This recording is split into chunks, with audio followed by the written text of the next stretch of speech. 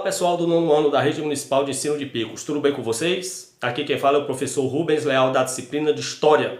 Gostaria de convidá-los a assistir a nossa aula de número 22, sob o título A Revolução Socialista na China, que você poderá acompanhar no seu livro didático a partir da página de número 150. Vamos nessa então? Então, como nós sabemos, pessoal, a China é atualmente o país mais populoso do mundo, com uma população que chega próximo a 1,5 bilhão de habitantes. Isso corresponde a quase 20% de toda a população mundial. A China, que é também, atualmente, a segunda maior potência mundial e a maior potência econômica asiática. A China, nós sabemos também, é o local onde surgiu a Covid-19, esse vírus que espalhou pelo mundo, tornou-se uma pandemia e infelizmente mudou muitos hábitos de muita gente, com percas de todos os modos. A China, que é um país que, se nós fizermos um retrocesso no tempo, foi uma antiga colônia britânica. Há cerca de 200 anos atrás, no início do século XIX, a China era colônia da Inglaterra. E já ali na década de 30 já havia uma celeuma entre chineses e ingleses, porque os chineses não aceitavam certos pontos da colonização e do domínio inglês sobre o país. E isso terminou por eclodir em 1840 na Guerra do Ópio. A Guerra do Ópio foi o primeiro conflito travado entre a metrópole inglesa e a colônia chinesa. A Guerra do Ópio durou entre 1840 e 1842. E eu explico os motivos desse conflito. O que acontecia é que a Inglaterra dominava a China e seu país vizinho, a Índia. O que a Inglaterra então fazia? Estimulava a produção da papoula na Índia, uma planta que era cultivada na agricultura indiana. Essa papoula era transformada em ópio, que era uma droga muito famosa no século XIX, e esse ópio, essa droga, era vendida na China.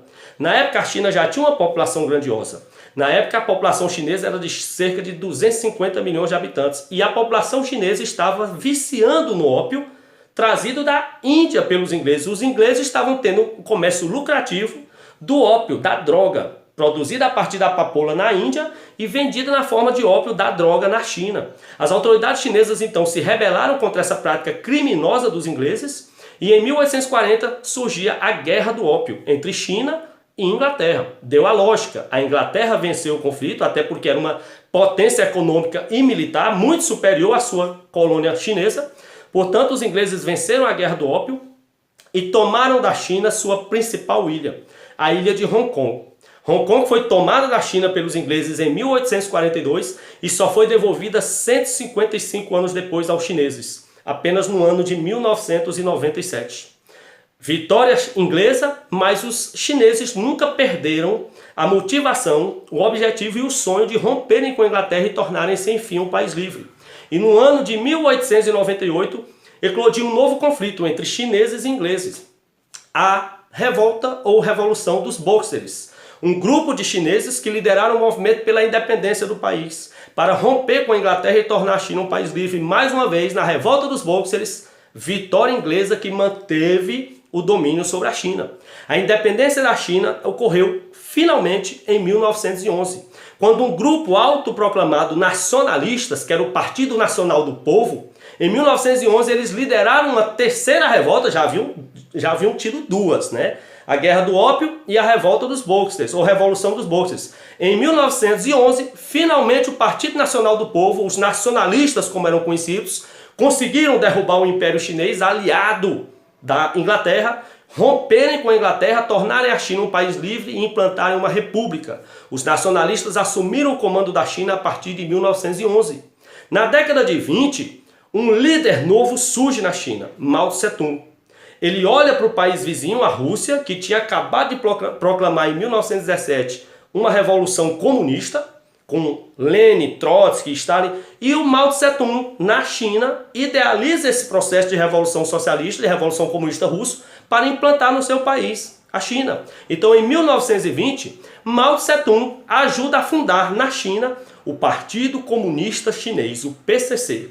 Qual era o propósito desse partido liderado por Mao Tse-tung? Derrubar os nacionalistas do poder na China, assumir o comando do país e implantar uma ditadura comunista, uma ditadura socialista, no mesmo modelo que havia sido implantado em 1917 na Rússia.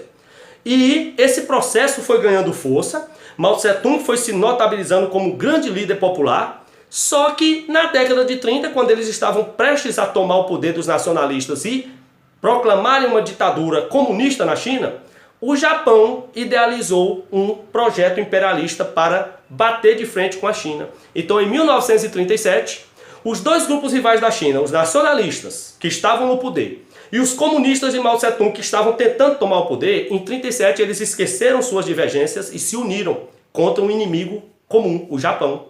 Eles perceberam em 1937 que se eles não se unissem, o Japão iria dominar toda a China. Então eles esqueceram os problemas internos, se uniram em 1937 e estiveram juntos na Segunda Guerra Mundial.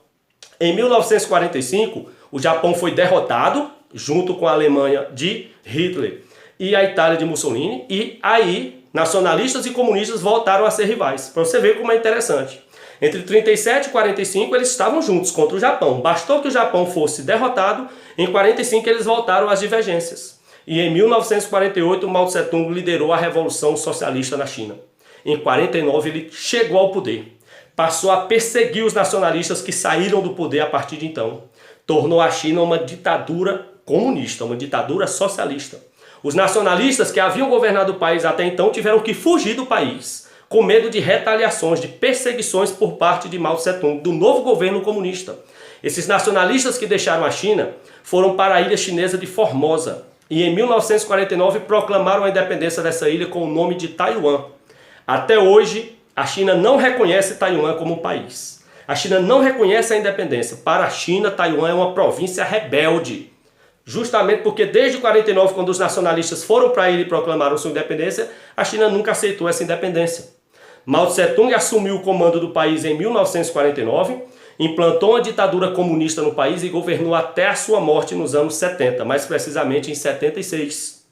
E a China tornou-se uma ditadura comunista, uma ditadura socialista a partir de 49 até o fim dos anos 70. Após a morte de Mao Tse-tung, o país iniciou um processo de mudança econômica. Aos poucos, a China foi abandonando o comunismo e reimplantando o capitalismo.